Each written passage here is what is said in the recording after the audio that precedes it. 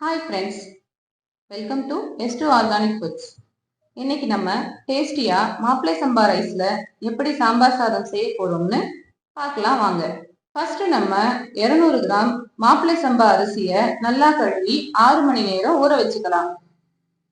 அரிசி ஊறிய உடனே ஒரு குக்கர்ல 200 கிராம் S2 ஆர்கானிக் மாப்பிளை சம்பா அரிசி, அது கூட 100 கிராம் துவரம்பருப்பு சேர்த்து ஒரு டம்ளர் அரிசிக்கு 4 டம்ளர் தண்ணீர் ஊற்றி 8 விசில் வரும் வரை வேக வச்சுக்கலாம். நான் இன்னைக்கு ஒரு பெரிய வெங்காயம், ஒரு தக்காளி, பீன்ஸ், கேரட், முருங்கைக்காய், உருளைக்கிழங்கு எடுத்து வெட்டி வச்சிருக்கேன். நீங்க உங்களுக்கு எந்த காய் வேணுமோ அதை எடுத்துக்கோங்க.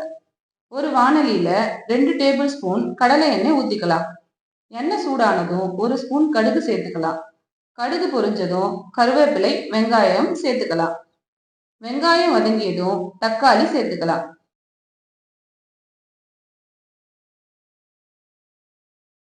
தக்காளி சேர்த்து வதக்கும் போது சிறிதளவு உப்பு சேர்த்துக்கோங்க.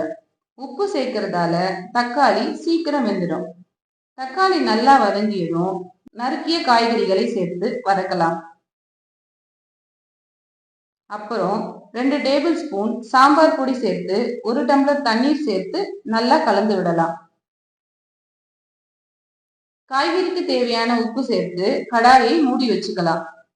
காய்கறி எல்லாம் நல்லா வெந்ததும் ஒரு நெல்லிக்காய் அளவு ஊற வச்ச புளிக்கரைசலை சேர்த்துக்கலாம். குழம்பு நல்லா கொதிச்சதும் வேக வச்ச அரிசி பருப்பை இதோட சேர்த்து பொறுமையா கலந்து விடலாம். நல்லா கலந்ததும் 2 டேபிள் ஸ்பூன் நெய் மற்றும் கொத்தமல்லி சேர்த்து கலந்துக்கலாம்.